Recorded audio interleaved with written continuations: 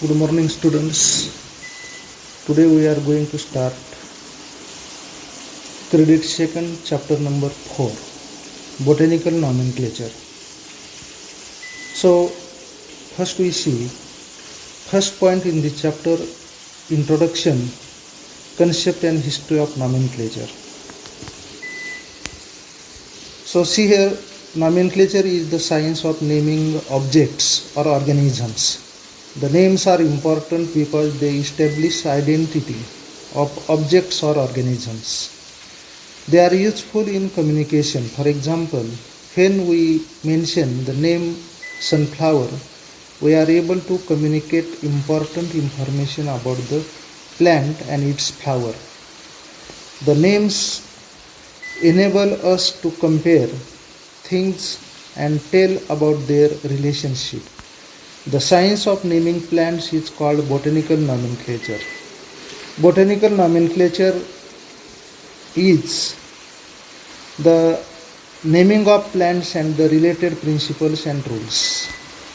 There is a difference in names of plants and whereas each human being has a separate individual name such as Deepika, Amrut, etc. Plants are known by collective name. For example, brinjal is a collective name for all brinjal plants.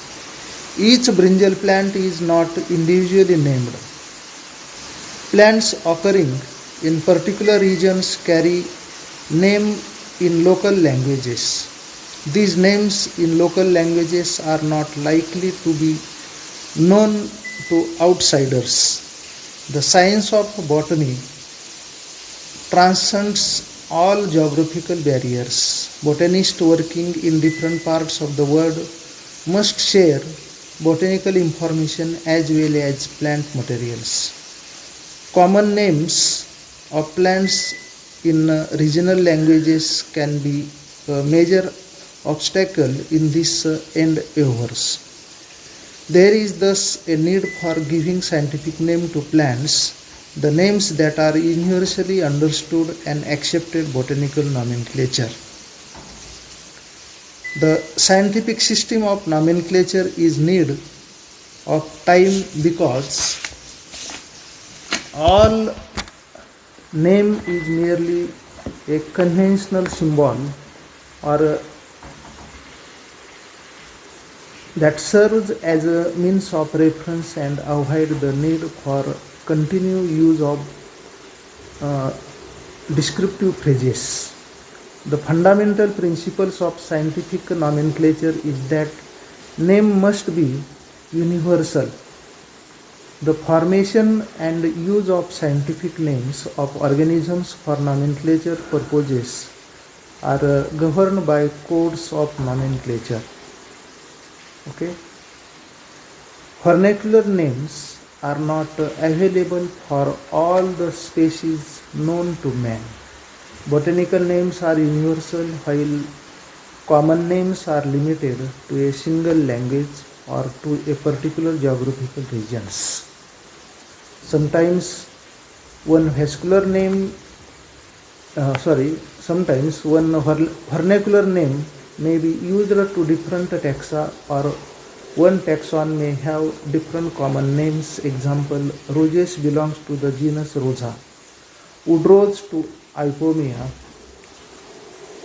primrose to Primula. Oak name is given to genus Quisqueras,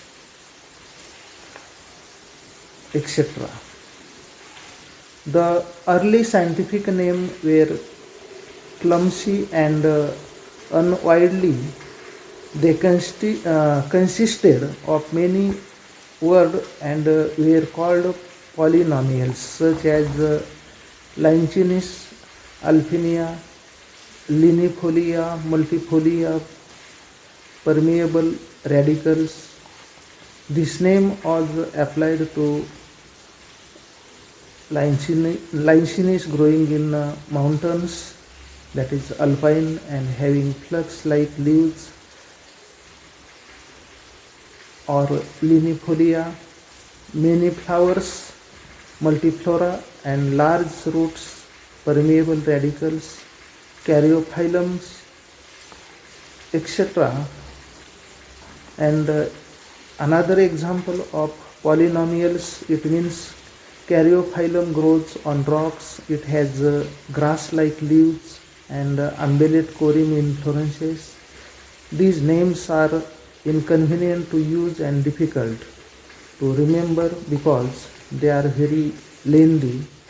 It may be mentioned that many botanists, including Carl Linnaeus, used polynomial, but they failed and need to replace polynomials by scientific names which were short and meaningful. Okay, then next point, that is the binomial nomenclature. So see here, Caspar Bauhin in 1623 convinced the idea of binomials, that is the two-word names. However, the binomial nomenclature was popularized and made widely acceptable among botanists by Carl Linnaeus, who is called as father of taxonomy. According to binomial systems of naming, the name of the plants must consist of two components, the generic name and the specific epithets. Linnaeus gave elaborate discussion of the binomial system in his Species Plantarum, which is published in 1753.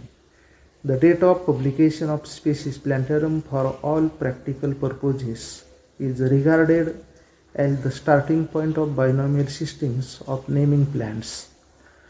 The Species Plantarum included names of 1098 genera and 5900 species. So we must know the advantages of using binomial names in place of common names. So see here, the first advantages, that is the binomial names are universal when as common names vary from languages to languages. The names are derived from Latin word, Greek word, Sanskrit, which was exact, descriptive and informative. The binomial names furnish information about the generic relationship. All species included in a genus are closely related genetically. The common names do not provide any such informations. An economically important plant or a plant well known for any other reason may carry many names, or the same common name may be assigned to different kinds of plants. The common names pines is used for such different genera as Pinus, Auricoria, Agathis, Calistris, Casuarina, etc. The name mahogany is assigned to hundreds of different kinds of plants. The name flame of the forest is assigned to both Erythrina indica and Butea monosperma. Then many plants, particularly wild, do not have common names. Such plants are given binomial names, which is universally in use. In binomial nomenclature, the scientific names of the plant is given to two parts. Example, Mangifera indica. The first word in this name denotes its generic name of the genus, and the second denotes its specific name or name of the species. Binomial name is followed by authority or author citation indicating discoverer name in an abbreviated form, that is Linnaeus is abbreviated as capital L for who name it for first time. The authority is important to find its validity. The binomial are written in italic or bold when printed and underlined when typed or handwritten to show foreign origin of the word. The space between the generic and specific epithet is not underlined. Okay, thank you.